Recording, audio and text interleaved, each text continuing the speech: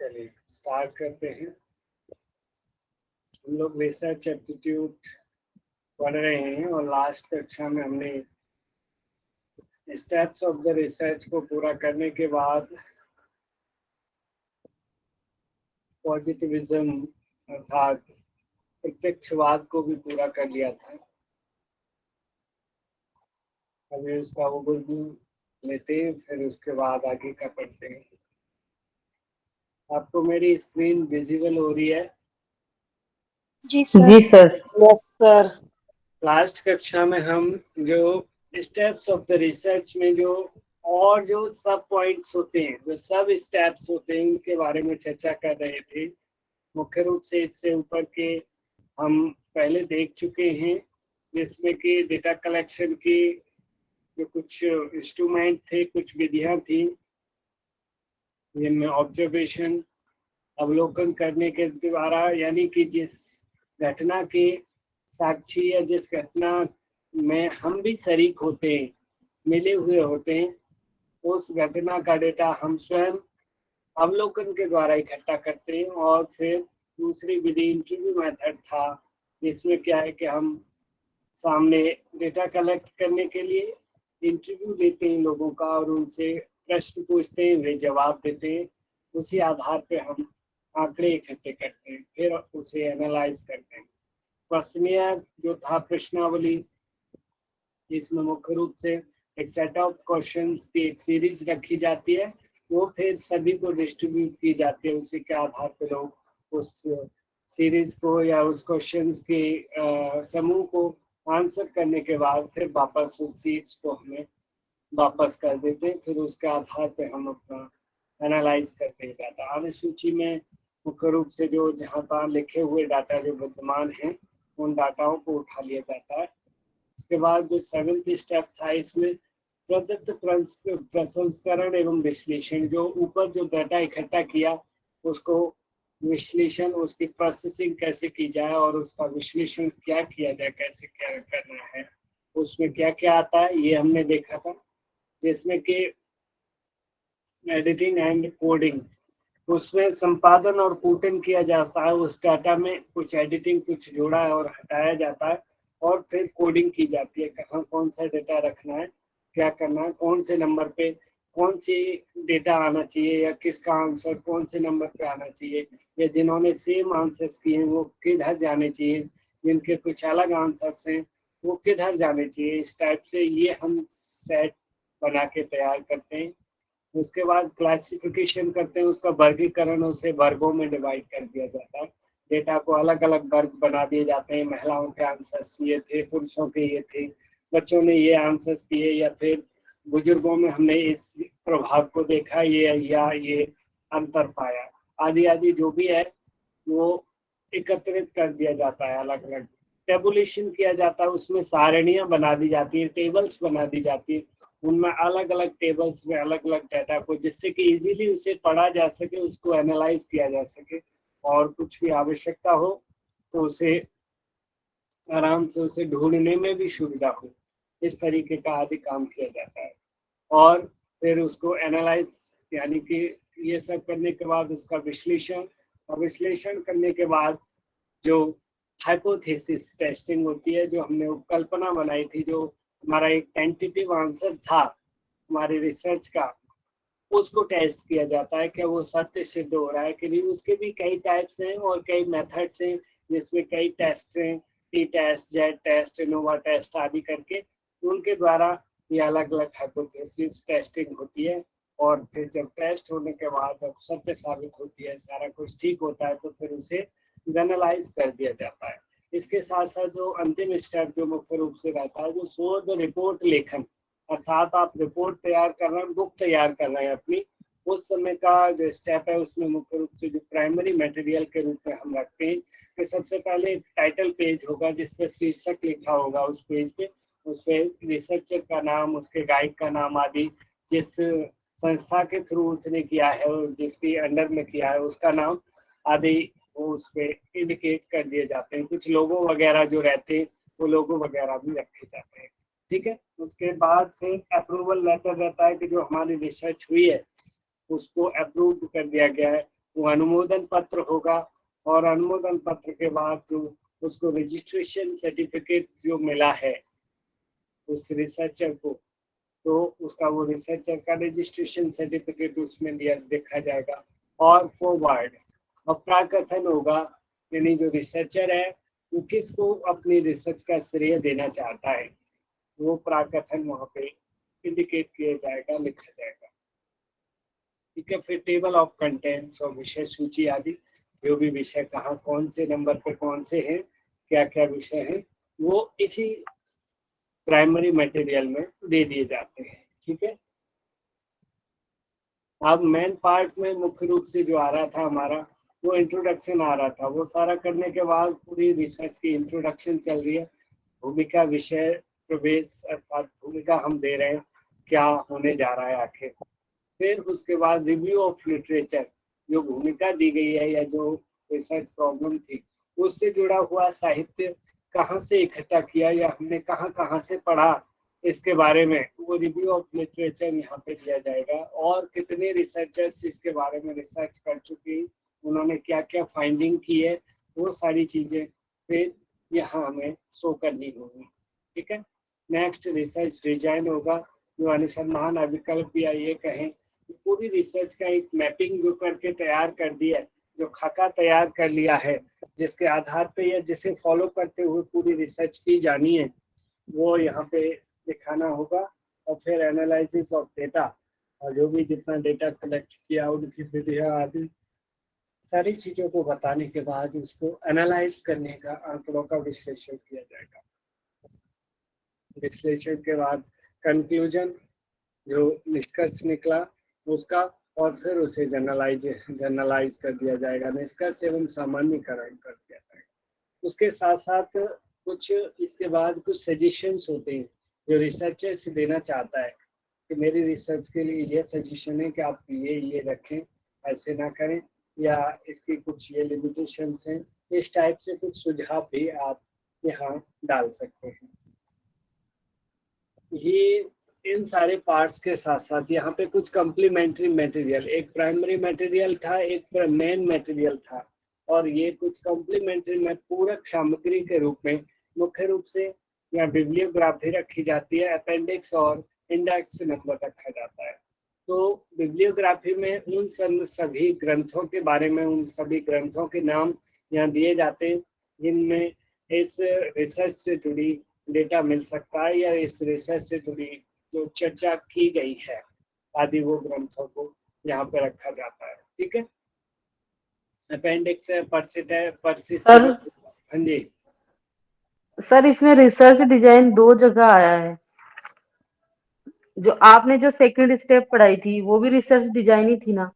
Actually वो जो है ना, वो मेन तो वही था, लेकिन यहाँ पे ये अब जो है ये वाला पार्ट जो 8 नंबर का पार्ट है, अब ये बुक का रूप दिखाया जा रहा है यहाँ पे। जैसे आप पूरी बुक्स अब लिख रहे हो, उसमें कहाँ कौन सी चीज पहले आनी है कौन सी बाद में आनी, रिसर्च डिजाइन तो वही है, पहले ही तैयार कर दी गई थी, वो उसी विधि के आधार पे यहाँ जहाँ आया था वो वहीं आएगी।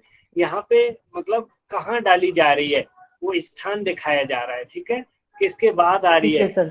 हाँ, तो आप ओके कंफ्यूज सर। ना हो, क्योंकि यहाँ पे यहाँ दिया जाएगा उसे।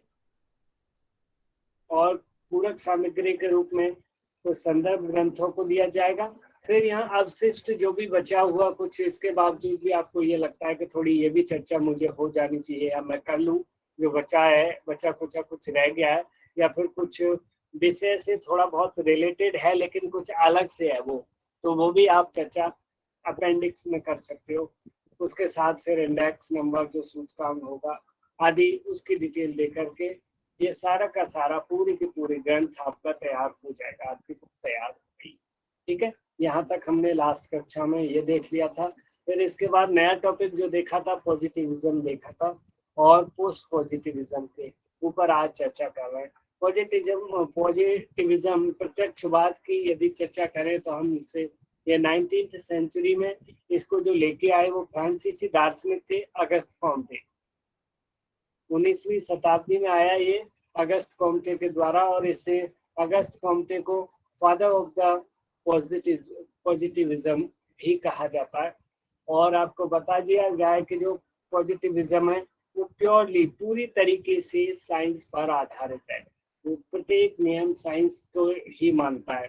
प्रत्यक्षवाद कहता है कि जो कुछ भी इन पंच ज्ञानेंद्रियों के द्वारा देखा जाता है या अवलोकित किया जाता है, सिर्फ और सिर्फ वही सच है, बाकी सारा का सारा झूठ है।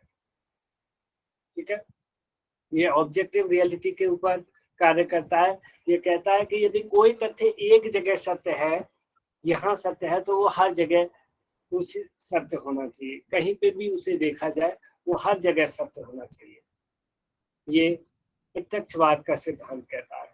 उसके साथ साथ ये भी कहता है कि कोई भी बात तभी सत्य मानी जाएगी जब वह वैज्ञानिक दृष्टिकोण से सत्य होगी और उसमें अपने बिलीव्स न हो, अर्थात ये बिलीव्स को एक्सेप्ट नहीं करता। कौन एक्सेप्ट नहीं करता बिलीव्स को? प्रत्यक्षवाद। ठीक है, उसके साथ साथ हमने लास्ट कक्षा में ये भी देखा कि पॉजिटिविज्म के अनुसार प्रत्येक थ्योरी टेस्टेबल होनी चाहिए। जो भी कोई थ्योरी देगा वो टेस्ट होनी चाहिए। यदि कोई थ्योरी टेस्ट नहीं हो पा रही है, साइंस के रूल्स एंड रेगुलेशन के आधार पे नहीं है, तो वो एक्सेप्टेबल नहीं होगी। उसके साथ साथ देखें हम तो यहाँ चर्चा की गई थी कि August Comte first describe the epistemological perspective. इन्होंने जो है ज्ञान मीमांसा से संबंधित दृष्टिकोण को सबसे पहले प्रस्तुत किया। और ज्ञान मीमांसा क्या है, एपिस्टेमोलॉजी क्या है? तो epistemology is the study of knowledge. ये ज्ञान का अध्ययन है। It deals with the origin, nature, scope and the methods to acquire knowledge। ये क्या है? संसार की उत्पत्ति और उसका नेचर, प्रकृति के अध्ययन से संबंधित है। ठीक है, और जो अगस्त कॉम्टे थे तो उन्होंने अपने एक theory the course in positive philosophy पर, यहाँ पे ये जो 1890 जो लिखा है, ये 90 मिस टाइप हो गया है, ये 29 ही है। तो मैं सही करके आपको और जब नोट्स दूंगा तो ठीक करके दे दूंगा। आप यहाँ 1890 ना रख करके 1829 रखें। ठीक है, मैं काम किया था लास्ट, ये कंफ्यूजन में भी आया था। तो मुख्य रूप से जो एपिस्टेमोलॉजी है उसके 3 भाग है। थियोलॉजी, धर्मशास्त्र जिसे कहते हैं, और मेटाफिजिक्स जिसे प्राकृतिक नियम या तत्व मीमांसा कहते हैं। ठीक है, और जो पॉजिटिविज्म जो हम पढ़ चुके, जिसे प्रत्यक्षवाद नाम से जाना जाता है। तो थियोलॉजी क्या है? थियोलॉजी है कि धर्म के अनुसार हर लोगों की, प्रत्येक लोगों की यह सोच होती है कि हम जो भी कर्म करेंगे या जो भी कार्य करेंगे वो अपने धर्म के आधार पे करेंगे, कि जो हमारा धर्म कहता है। हर व्यक्ति अपने अपने धर्म के आधार पे कार्य करता है। हिंदू अपने फेस्टिवल्स धर्म अपने धर्म के आधार पे सेलिब्रेट करते हैं, और ईसाई, सिख आदि सब अपने धर्मों के आधार पे फेस्टिवल सेलिब्रेट करते हैं। इसी तरीके से हर एक जो धार्मिक ग्रंथों की जो यहाँ पे चर्चा जो की जा रही है, तो जो धार्मिक ग्रंथ वेद, पुराण, गीता, कुरान, बाइबल आदि जो भी हैं, ठीक है, उनमें जो भी लिखा है वो हर धर्म वाला ये मानता है कि जो लिखा है वही 100% सत्य है, 100% वही ट्रुथ है। ठीक है, ये क्या, कौन सा सिद्धांत कहता है? थियोलॉजी कहती है। और जो मेटाफिजिक्स है, मेटाफिजिक्स क्या कहते हैं? It is closely associated with the study of the nature of knowledge, यानी कि प्रकृति के ज्ञान का अध्ययन, कैसे ये प्रकृति बनी है, इसका कैसे अंत होगा, आदि आदि। ये सृष्टि का निर्माण किस तरीके से हुआ है, ये जो सारा का सारा ज्ञान, इसमें कौन कौन से तत्व विद्यमान है, तत्व मीमांसा, तत्वों की जानकारी या तत्वों को जानना आदि, ये मेटाफिजिक्स के अंतर्गत आता है। और जो पॉजिटिविज्म था वो तो हमने देख लिया कि प्रत्यक्षवाद में इंडक्टिव रीजनिंग मुख्य दृष्टिकोण है, अर्थात लो से स्पेसिफिक टू जनरलाइज, लो से हाई की तरफ जाएगा, ये इसका सिद्धांत है। इसमें व्याख्या की जाती है और भविष्यवाणी करने का प्रयास किया जाता है। इसमें प्रेडिक्शन की चांसेस बहुत ज्यादा से ज्यादा होते हैं। इसके साथ साथ हमने और थोड़ा सा देखा कि August Comte the whole universe is organised and operated by the unchangeable nature law. जो सारा का सारा ये सिस्टम, पूरी प्रकृति चक्र, पूरा ब्रह्मांड एक ऐसे नियम के द्वारा चल रहा है जिसे बदला नहीं जा सकता। ये अगस्त कॉम्टे कहते हैं। और कहते हैं इसके साथ साथ that it can be understood through the scientific method rather than theological manners. यानी कि जो सैद्धांतिक या फिर धर्मशास्त्रीय सिद्धांत की अपेक्षा इसे वैज्ञानिक सिद्धांत के द्वारा ही समझा जा सकता है, इस प्राकृतिक नियम को। ठीक है। अब positivism only discuss about those events which can be seen or left directly and can be analyzed। सिर्फ उन्हीं के बारे में चर्चा करता है ये कि जो कि डायरेक्टली देखे जा सकते हैं और जो अनुभव किए गए हैं देख करके या पंच ज्ञानेंद्रियों से, उन्हीं की चर्चा करेगा। It is a scientific view which aims to explain the truth. ये इसका एम है जो कि सच्चाई को बयां करना, और ये पूरी तरीके से साइंटिफिक व्यू है। It emphasise quantitative method. ये पूरी तरीके से ये क्वांटिटेटिव यानी कि मात्रात्मक या संख्यात्मक सिद्धांत पे कार्य करता है। इसके साथ साथ फिर हमने इसके कुछ लिमिटेशंस देखे थे कि प्रत्यक्षवाद ज्ञान को एक वैलिड सोर्स के रूप में पर निर्भर करता है। ये कहता है कि एक वैलिड सोर्स, जिसने क्या कहा था कि एक चीज जहां एक जगह सत्य है वो हर जगह सत्य होनी चाहिए, तो ये इसकी कमी है, ये उसकी नेगेटिव पॉइंट है। ऐसा नहीं होता है। एक ही रिसर्च को यदि जितने व्यक्ति करेंगे सेम टॉपिक को, तो उनकी हर एक रिसर्च के अंदर, हर व्यक्ति की रिसर्च के अंदर थोड़ा थोड़ा बदलाव होगा। 100% सत्य या सेम नहीं हो सकता। आज मैं जिस चीज को पढ़ा रहा हूँ उसको लास्ट बैच में राहुल सर ने पढ़ाया, इसी नोट से पढ़ाया, उन्हीं के नोट्स हैं, और लेकिन फिर भी लैंग्वेज चेंज है, सेम नहीं है, क्योंकि उन्होंने अपने हिसाब से वर्डिंग की या उनकी अपने हिसाब से शब्द निकले, और यहाँ जो दूसरा व्यक्ति पढ़ाएगा, इसी को अगर आप में से किसी आयुषी जी पढ़ाएंगी, वो थोड़ा अलग उनकी वर्डिंग होगी, जबकि कंटेंट वही है।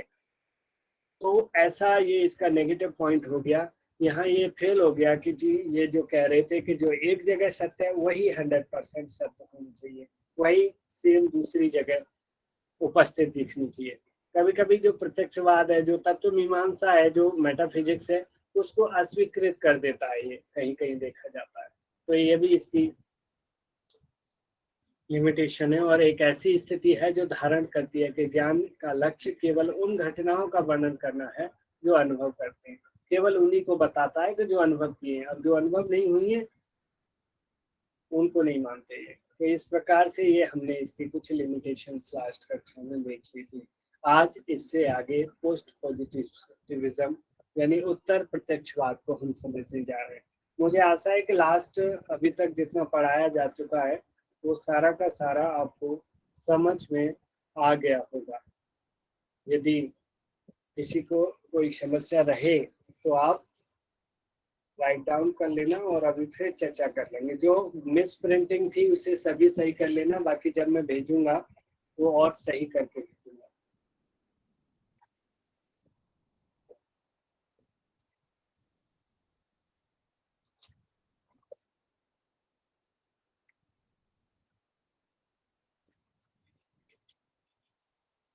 तो आगे की आज की जो थ्योरी है वो पोस्ट पॉजिटिविज्म को हम देखने वाले हैं। उसमें चर्चा है उत्तर प्रत्यक्षवाद। जैसा कि उत्तर अर्थात प्रत्यक्षवाद के बाद का, ये उसके बाद आया, ये कहीं ना कहीं जो 19th शताब्दी में वो आया था पॉजिटिविज्म, उसके बाद 19वीं शताब्दी के बाद, अर्थात ये कहें कि 19th शताब्दी के बिल्कुल एंड में और 20th शताब्दी 20वीं शताब्दी के प्रारंभ में ये सिद्धांत आया। ठीक है। तो आप मुख्य रूप से यदि आंसर आता है तो आप 20वीं शताब्दी करेंगे, बाकी ये उसके बाद में आया, बाद में अर्थात 20वां। तो ये तब तक तो वही सिद्धांत चला, तो अब इसमें क्या होता है, यह अर्थ विषयक तकनीकी है, ये अर्थ पर आधारित है। और उत्तर प्रत्यक्षवाद जो है वो एब्सोल्यूट सर्टेनली, पूर्ण निश्चितता की बजाय प्रोबेबिलिटी, संभावना की बात करता है। ये कहता है कि जो 100% सही, ये जो साइंटिफिक जो माना जा रहा था पीछे, उसकी बजाय ये कहता है कि यदि कहीं पे संभावना भी है तो वो सत्य माना जाएगा। जो संभावनाएं रहती हैं उसे सत्य माना जाएगा। वो कैसे, पॉजिटिविज्म जो था वो रियलिटी पे बात कर रहा था कि वो रियलिटी है, और पोस्ट पॉजिटिविज्म जो है क्रिटिकल रियलिटी के ऊपर, या फिर यानी कि यहाँ पे इसको अपने बिलीफ्स को भी इंक्लूड कर रहा है और अनुभव और संभावनाओं को लेकर के। हालांकि ये पॉजिटिविज्म और पोस्ट पॉजिटिविज्म एक दूसरे के विरोधी नहीं है, परंतु उसमें क्या था, वो पूरी तरीके से साइंटिफिक था, वो पूरे साइंटिफिक मेथड को ही एक्सेप्ट करता था। लेकिन ये साइंटिफिक मेथड को भी एक्सेप्ट करता है और उसके साथ साथ जो बिलीव्स हैं और जो संभावनाएं हैं, जो संभावनाओं के आधार पे जो आंसर्स निकलते हैं उनको भी एक्सेप्ट करता है। ठीक है, आप इतना समझिए। अब जो कार्ल पॉपर है, कार्ल पॉपर एक साइंटिस्ट हुए हैं, उन्होंने कहा कि विज्ञान भी अपने आप में सत्य नहीं होती। ये बिल्कुल सही बात है। वो कहते हैं कि विज्ञान भी अपने आप में सत्य नहीं होती। हमने बहुत जगह देखा है, खुद इस चीज को चेक किया, पाया कि विज्ञान जो है खुद ये केमिस्ट्री और फिजिक्स आदि, फिजिक्स के तो कम, केमिस्ट्री और अन्य साइंस के जो सिद्धांत हैं वो फेल होते हुए देखे। आप लोगों ने सुना है कि अब ये सिद्धांत फेल हो गया है, दूसरा आ गया है सिद्धांत, अब उसको फॉलो किया जा रहा है। आप लोगों ने सुना है कि नहीं सुना, पढ़ा था आपने कभी कि नहीं सर। ये साइंटिस्ट आए और इन्होंने उस सिद्धांत को फेल कर दिया और वो सिद्धांत अस्वीकार हो गया, अब ये सिद्धांत चल रहा है। तो भाई साइंस वहां पे फेल हो रही है, नहीं हो रही? जबकि कायदा ये कहता है कि पॉजिटिविज्म माना जाए तो जो बन गया था नियम वो वही नियम चलना चाहिए था। तो विज्ञान भी अपने आप में सत्य नहीं होती। इसे कौन से साइंटिस्ट कहते हैं? Karl Popper. ठीक है, और उसके साथ साथ the logic of scientific discovery 1934 explain method of falsification. Karl Popper का एक सिद्धांत theory, the logic of scientific discovery, जो कि 1934 में 1934 में इसको एक्सप्लेन किया गया, जो कि फाल्सिफिकेशन की थ्योरी थी। ठीक है, इसके अनुसार ये थ्योरी क्या क्या कहती है, जो कि कार्ल पॉपर ने दी। कौन सी सन में दी? आप ये याद रखेंगे, 1934 में। और उसके साथ साथ ये जो है फाल्सिफिकेशन की थ्योरी या फाल्सिफिकेशन का सिद्धांत आया, जो कार्ल पॉपर के द्वारा दिया गया। ये सिद्धांत कहता है, इस थ्योरी के अनुसार हर थ्योरी सत्य मानी जाएगी जब तक उसे फॉल्स प्रूफ न कर दिया जाए।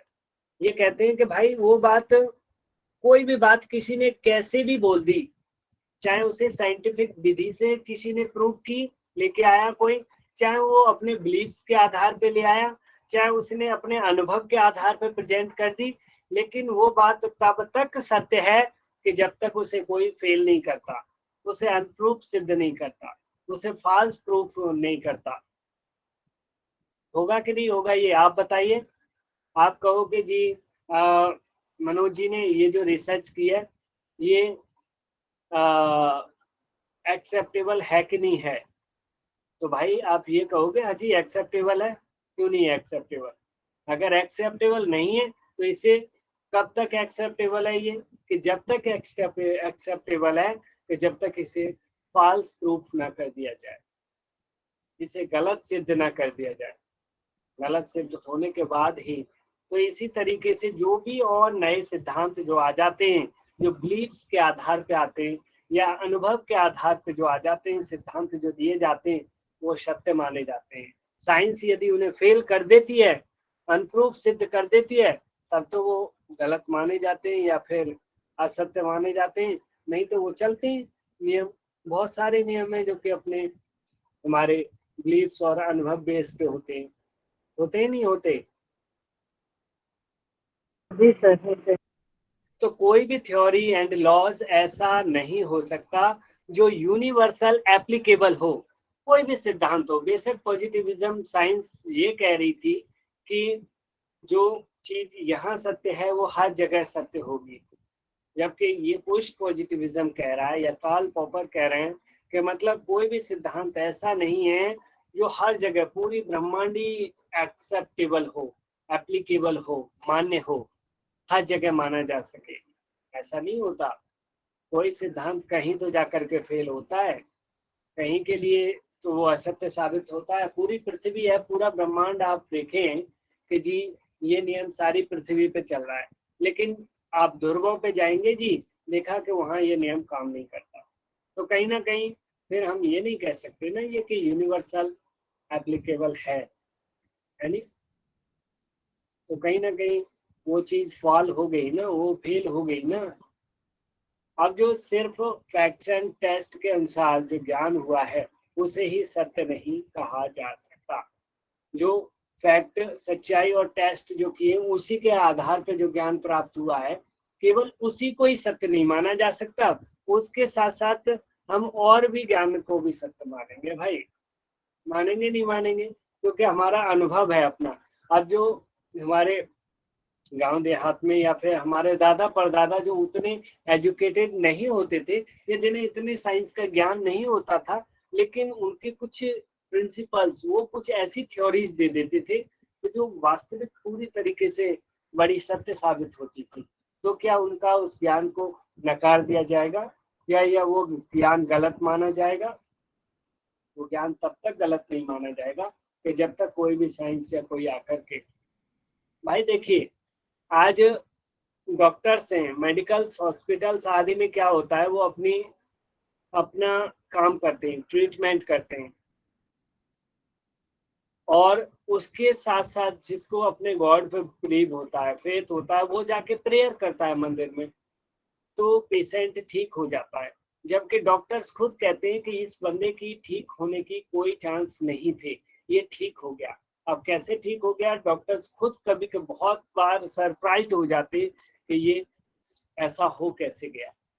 या फिर कभी कभी उन्हें ये लगता है कि पेशेंट मर गया था और श्वास बंद हो गई, उन्हें ये लगा, और कुछ क्षण बाद देखा कि वो पेशेंट जिंदा हो गया है। तो क्या उसे नकार दिया जाए? वो कौन सा सिद्धांत था, किस आधार पे ऐसा हो गया? वो कौन सी शक्ति थी जो काम कर रही थी? केवल साइंस को ही माने? आपको समझ में आ रहा है? जी सर आ रहा है। इसी तरीके से जो even methods like judgement, intuition, beliefs and faith can also be helpful in creating knowledge और थ्योरी।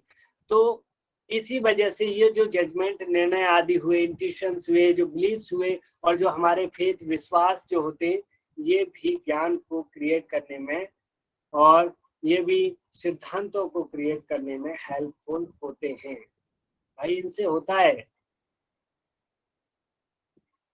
ठीक है। जी सर, मैंने तो अनुभव भी किया है इन चीजों को। हाँ जी, मैंने तो इन चीजों को फील भी किया है सर। बहुत लोगों ने फील किया है। अब उनकी फीलिंग को क्या नकार दिया जाए? वो दिखा नहीं सकते हमें, तो हम ये कह दें कि वो साइंस पे नहीं खरा उतर रहे हैं, उन्होंने नहीं किया, तो क्या उसे पॉजिटिविज्म के अंतर्गत वो नहीं आ रहा है, तो ये कह दिया जाएगा कि नहीं जी ये सारा कुछ गलत है, सिर्फ वही सही है कि इन्होंने फील किया है। और जी आईसी सिंह ने उसे सिस्टमैटिक मेथड, साइंटिफिक मेथड के थ्रू प्रूफ करके दिखाया, तो आईसी सिंह जी वाला ही सत्य है, और बाकी जो अन्य मैडम जो बता रही हैं वो ठीक नहीं है। तो ऐसा नहीं होता, दोनों सत्य होंगे। तो ये सिद्धांत कहता है कि वो भी ठीक है, हमारा भी ठीक है। जब तक तुम हमारे इस सिद्धांत को गलत सिद्ध नहीं करोगे, तब तक हमारे इसको नहीं कहा जा सकता कि ये एक्सेप्टेबल नहीं है। तो उत्तर प्रत्यक्षवाद के अनुसार कोई भी इंडिविजुअल किसी रियलिटी के पास नहीं जा सकता। हर थ्योरी में वाइजेस यानी कमियां होती हैं। हर थ्योरी, जो भी थ्योरी आएगी उसमें की कुछ ना कुछ कमियां होंगी। 100% सत्य कोई भी थ्योरी नहीं होती। उसमें थोड़ी बहुत कुछ ना कुछ मिस्टेक्स या कमियां रह ही जाती हैं, कुछ वाइजेस रह जाती हैं, ठीक है। इसलिए सत्य तक पहुंचने के लिए मल्टीपल पर्सपेक्टिव, बहुत से दृष्टिकोण से होकर गुजरना पड़ेगा। इसीलिए जब तक आप सत्य पर, मुख्य सत्य पर जाना चाहते हो तो उस पर बहुत सारे दृष्टिकोणों से होकर के गुजरना होगा, तब पहुंचेंगे हम जाकर के दृष्टिकोण पे।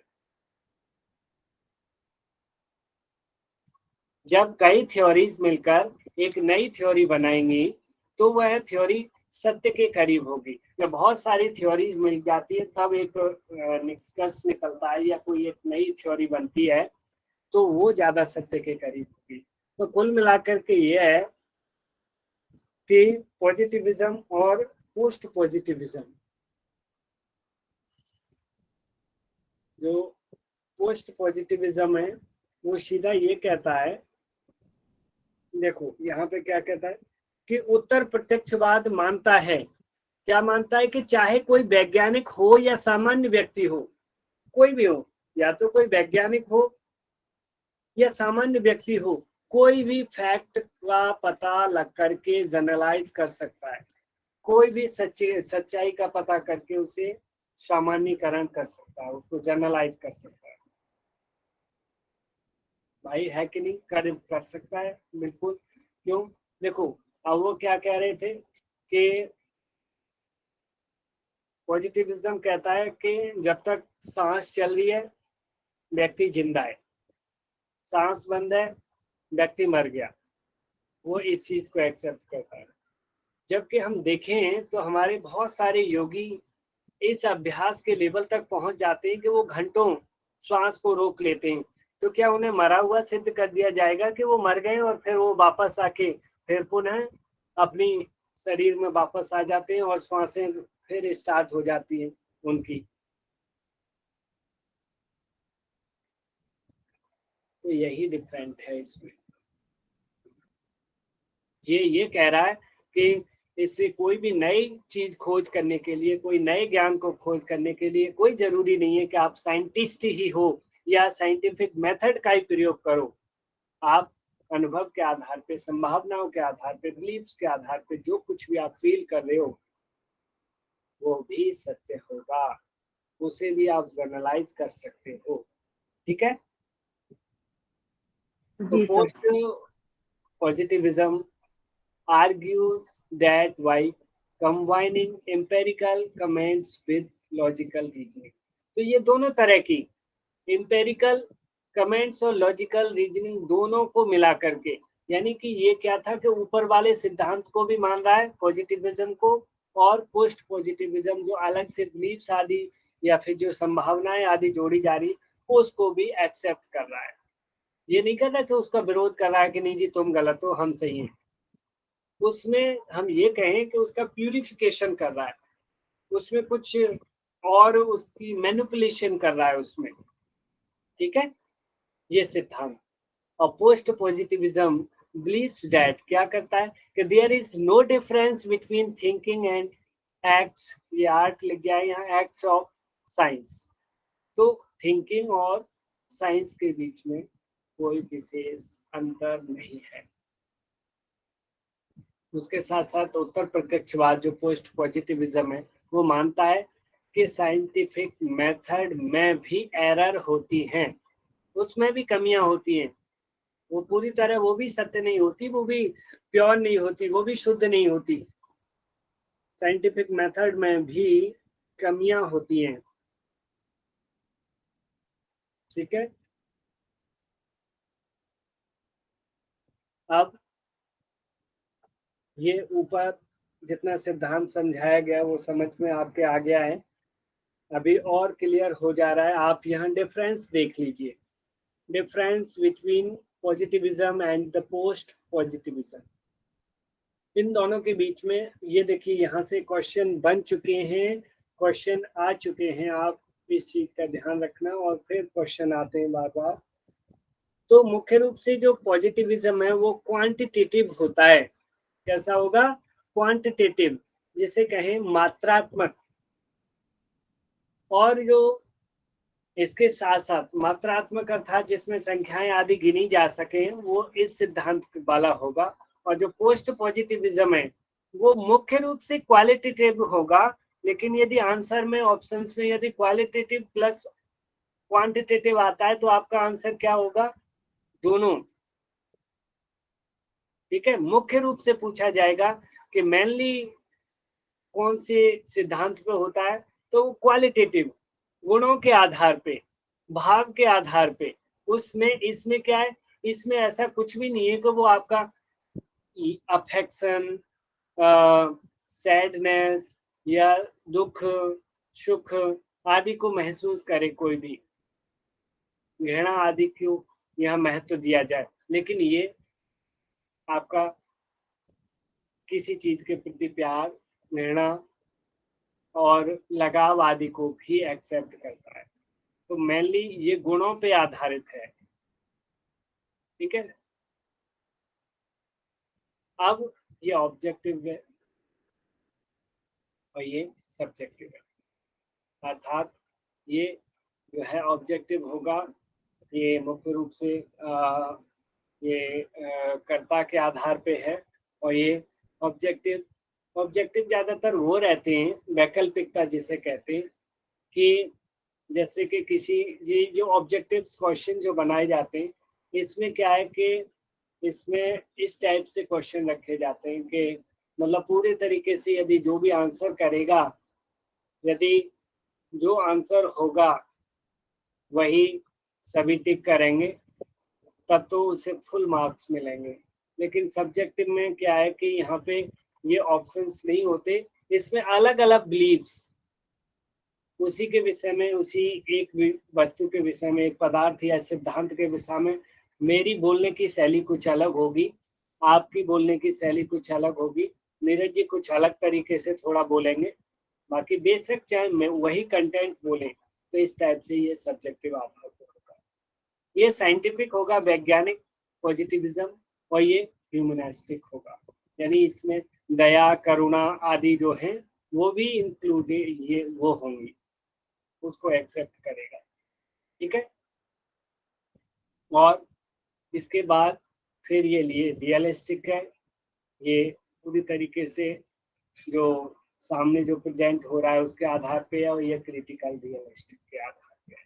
इसमें ही और मॉडिफिकेशन करने के बाद उस चीज पे कार्य करता है। उसके साथ साथ ये एक्सपेरिमेंटलिस्ट है, ये पूरी तरीके से क्रियात्मक आधार पे कार्य करता है, और ये इंटरप्रेटिविस्ट है, यानी ये कहता है कि सभी की सोच अलग अलग है तो परिणाम भी अलग अलग होगा, या परिणाम भी अलग होगा। हर व्यक्ति की सोच अलग होती है, सेम सोच नहीं होगी। इसी वजह से जो भी व्यक्ति कोई कुछ बोलेगा तो वो अपनी अपनी सोच के आधार पे बोलेगा, तो उसकी और उसकी वर्डिंग अलग होगी। ठीक है, तो ये इस चीज पे काम करता है। तो ये बिंदु हमने जो देखे, तो मुख्य रूप से इसका डिफरेंट देखा। बाकी आगे हम अगला जो टॉपिक रहेगा वो classification of the research on the basis of outcome. अब शुरू से इनको हम डीपली पढ़ेंगे, जो नियम ऊपर पढ़े थे। आज हमने पोस्ट पॉजिटिविज्म को मेनली देखा। प्रेरणा जी आप कक्षा में हैं?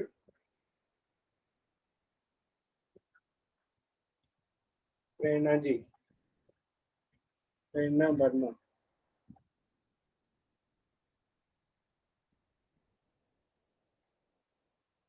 तो आज के इस विषय को लेकर के किसी की कोई दिक्कत समस्या हो तो आप एक एक करके रखिए, फिर हम क्वेश्चनिंग रखते हैं।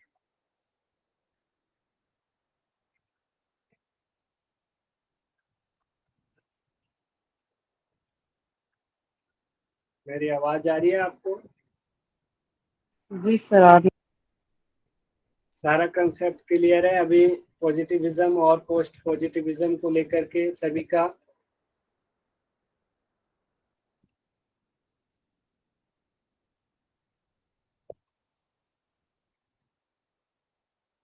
चलिए, तो आंसर करिए और क्वेश्चनिंग करते हैं। आप लोग क्वेश्चनिंग के लिए सभी तैयार हैं तो आप मैसेज करिए।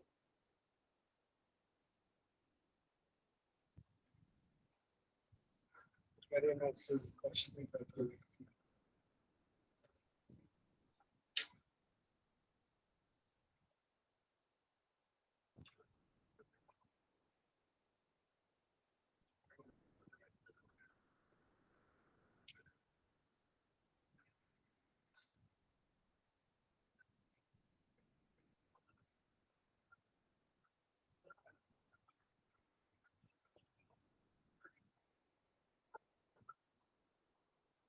सभी लोग टाइप करिए कि type of research on the basis of outcome, outcome के आधार पे रिसर्च के टाइप और नेम टाइप करिए, बताइए जल्दी।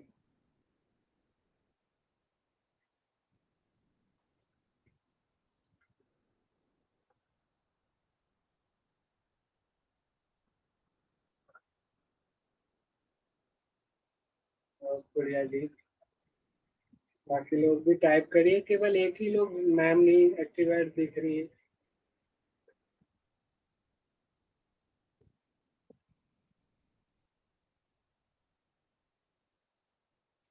अभी सभी लोग टाइप करेंगे जो पोस्ट पॉजिटिविज्म का सिद्धांत किसने दिया, उनका नाम क्या है।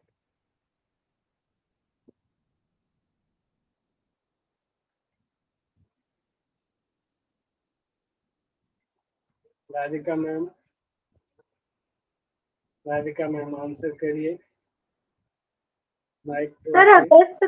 अगस्त कॉम्टे ने दिया था ना, कौन सा? Post positivism. तो मैंने पूछा क्या? पॉजिटिविज्म। पॉजिटिविज्म पूछा है। ध्यान से सुना करो राधिका मैम, ऐसे जी सर। जल्दबाजी में ना जानते हुए गलती हो जाती है। आपका आंसर ठीक है, लेकिन ये पॉजिटिविज्म के लिए है, लेकिन पूछा क्या जा रहा है, पोस्ट पॉजिटिविज्म। तो पोस्ट पॉजिटिविज्म का सिद्धांत किसने दिया? Karl Popper. Karl Popper. जी। तो जो पॉजिटिविज्म का सिद्धांत अब किसने दिया, टाइप करिए।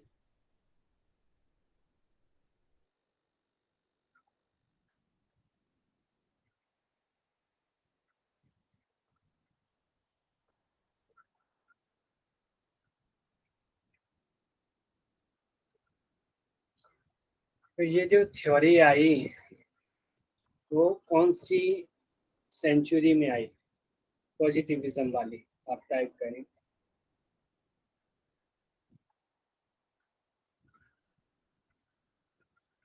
बहुत बढ़िया।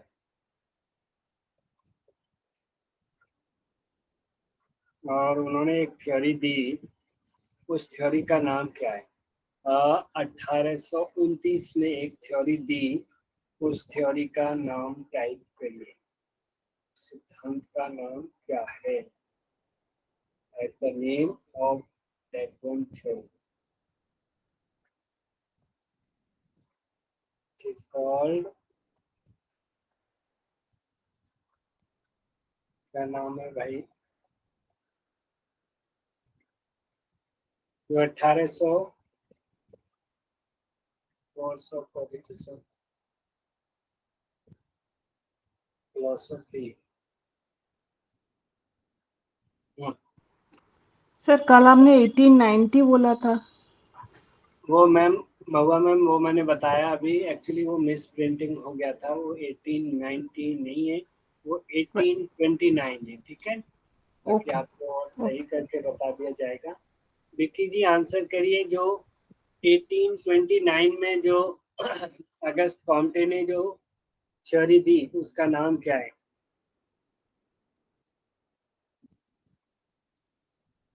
क्वेश्चन पूछा और लोग गायब।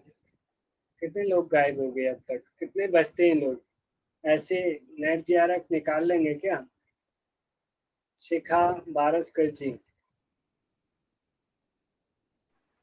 The course in positive philosophy. The course in positive philosophy, very good। 1829. 1820, good. अभी पोस्ट पॉजिटिविज्म की थ्योरी कौन सी सन में आई? पॉल पॉपर लेकर आए थे, लेकिन उसकी ईयर कौन सी है? तो सेंचुरी जो थी वो 20th सेंचुरी, ठीक है, लेकिन उसमें एक पर्टिकुलर ईयर भी दी गई है। बहुत बढ़िया, बहुत अच्छे। मनोज पाल जी, मनोज पाल जी। सर वो गलती से टाइप हो गया ना, 1934 से ऐसे वहां पे जीरो होती है ना सर, उधर अंगूठा उधर चला गया। मैंने कहा भाई मनोज जी इतने पीछे कैसे चले गए, 900 नहीं नहीं शताब्दी पीछे पहुंचा दिया इसकी आग को तो। चलिए, और बताइए अभी आप इसके साथ साथ जो जो हमारे बिलीव्स हैं उसको कौन सी थ्योरी या कौन सा सिद्धांत एक्सेप्ट करता है, पॉजिटिविज्म या पोस्ट पॉजिटिविज्म?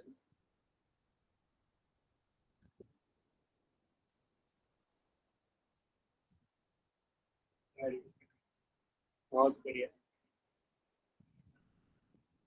और योग की फिटनेस आंसर करेंगे, कौन सा सिद्धांत? सब पोस्ट पॉजिटिविज्म। बहुत अच्छी। और जो सिद्धांत पूर्णतः साइंस बेस्ड है, जो कहता है कि पूरी तरीके से जो भी है वो सब पंच ज्ञानेंद्रियों के ऊपर ही है या वही सत्य है, वो सिद्धांत कौन सा है? बहुत बढ़िया।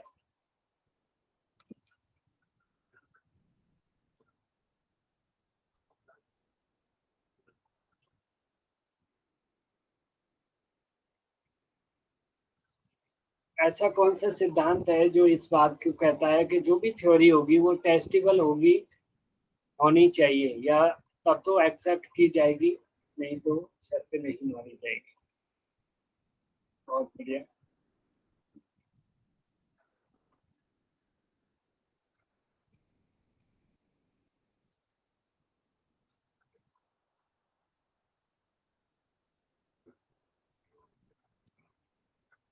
कौन सा सिद्धांत इस बात को कहता है कि कोई साइंटिस्ट हो या सामान्य व्यक्ति फैक्ट को कोई भी जनरलाइज कर सकता है, कोई भी फैक्ट को खोज सकता है?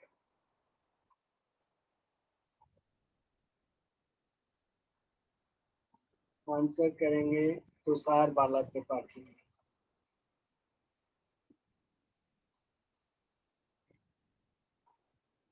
सर सॉरी सर, मैंने क्लास अटेंड नहीं की थी। सोनिया शाह मैम। जी सर, इसका आंसर है post positivism. Positivism is equal to reality, तो post positivism dot is equal to dot dot dot आप फिल करिए।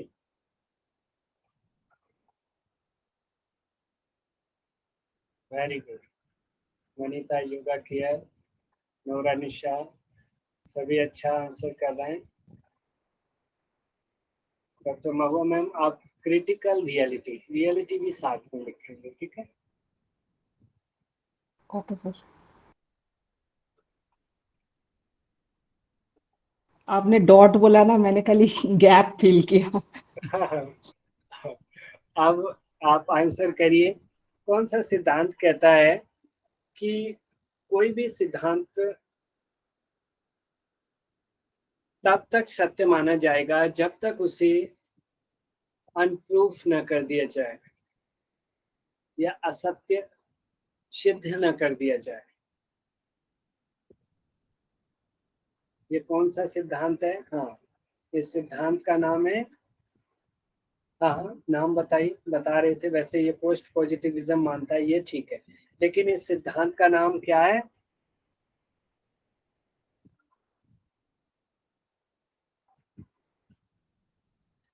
इस सिद्धांत का नाम कौन बताएगा, क्या है इसका नाम?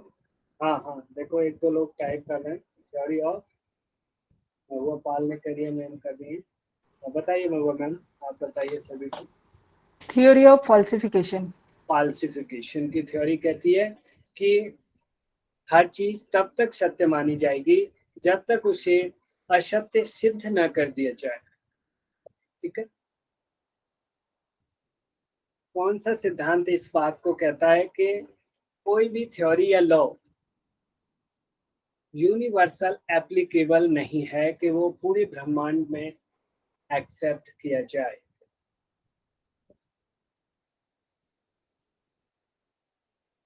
बहुत बढ़िया।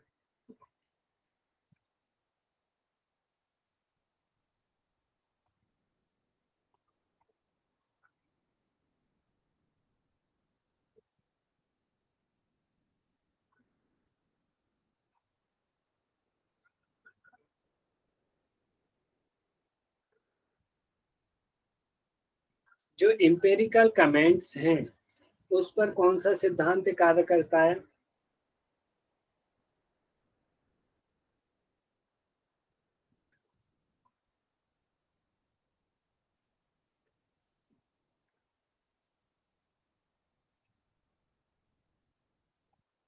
एक्चुअली आप थोड़ा सही समझिए, एम्पिरिकल कमेंट्स की केवल एक ही की पूछी जा रही है तो ये पॉजिटिविज्म कार्य करता है, लेकिन empirical comments plus logical reasoning जो दोनों पे जो कार्य करता है वो सिद्धांत है पोस्ट पॉजिटिविज्म। ठीक है, अभी क्लियर है ये बिंदु आपको? जी सर। और क्या क्या कहता है, कोई बताएगा? उत्तर प्रत्यक्षवाद का नियम, शिवानी त्यागी कुछ और एक आध बिंदु ऐड करिए, क्या कहता है वो सिद्धांत पूरा का पूरा? जी सर, सर वो बोलते हैं कि पोस्ट वो क्वालिटेटिव होता है और ये ह्यूमनिस्टिक होता है। मतलब जो भी लोग अपनी थिंकिंग देते हैं उसमें लोगों की थिंकिंग को वैल्यू करके तब रिजल्ट निकाला जाता है। ये नहीं कि हर चीज सिर्फ प्रूफ भी दिया जाएगा तभी उसको वैल्यू दिया जाएगा। बहुत अच्छे, बहुत अच्छे। चलते हैं, difference between positivism and post positivism. Scientific method की कमियां होती है। वेरी गुड, निशा मैम कह रही है कि जो साइंटिफिक मेथड है उसमें भी एरर्स होते हैं, ऐसा नहीं है कि वो भी पूरी तरीके से सत्य होगी। अब बात करते हैं साइंटिफिक मेथड। ठीक है, योगा विद रजनी जी भी कह रही हैं। अब इसके में डिफरेंट देखें तो जो टोटली क्वांटिटेटिव बेस्ड पे कार्य करता है वो कौन सा सिद्धांत है?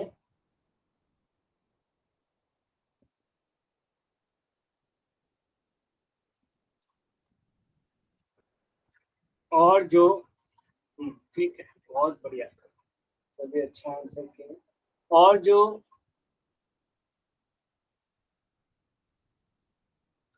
पोस्ट पॉजिटिविज्म है वो और किस पे, कौन से बेस पे कार्य करता है?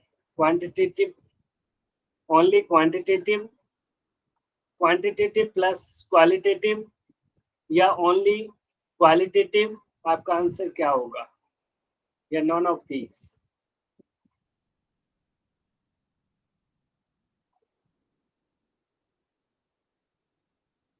देखिए, मैंने बहुत सारे लोग केवल सिंगल क्वालिटेटिव को बता रहे हो, मैंने फिर बता रहा हूं आपको, आप कंफ्यूज मत होइए। ये विरोध नहीं करता ऊपर वाले सिद्धांत का, प्रत्यक्षवाद का उत्तर प्रत्यक्षवाद विरोध नहीं कर रहा है, बस उसमें मॉडिफिकेशन कर रहा है, तो ये दोनों को एक्सेप्ट करेगा। यदि आपके पास दोनों ऑप्शन आए तो आप पहले उसी को आंसर करना कि क्वालिटेटिव प्लस क्वांटिटेटिव दोनों ही सही हैं। अगर केवल पूछा जाए मेनली या फिर मुख्य रूप से किस सिद्धांत को कार्य करता है, तब आप केवल आंसर करेंगे क्वालिटेटिव। ठीक है, उसके बाद ऑब्जेक्टिव, ऑब्जेक्टिव कौन सा सिद्धांत होता है जो ऑब्जेक्टिव बेस पे कार्य करता है? बहुत बढ़िया, बहुत अच्छे, वेरी गुड। अब आप इसका जस्ट आगे देखें तो ऑब्जेक्टिव प्लस ह्यूमनिस्टिक दोनों पे कार्य करेगा वो, पर मेनली ह्यूमनिस्टिक जो मानवीय क्रियाएं या मानवीय भावनाओं पर भी जो कार्य करेगा वो कौन सा होगा? Post positivism. ठीक है, बहुत बढ़िया।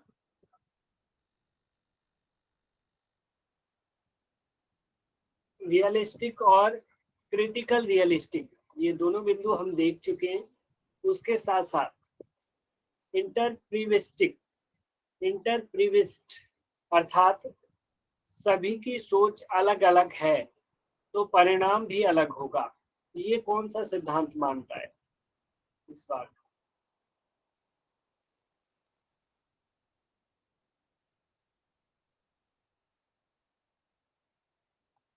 बहुत अच्छे।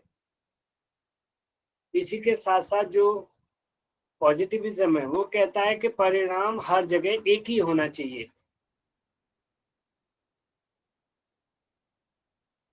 ठीक है, आज हमने इतना पढ़ा, बाकी आगे का हम अगली कक्षा में पढ़ेंगे। अगली कक्षा का समय हो गया है, आप लोग बने रहिए। सभी का धन्यवाद, सभी को नमस्कार। आप लोग स्वस्थ रहें, मस्त रहें और सभी JRF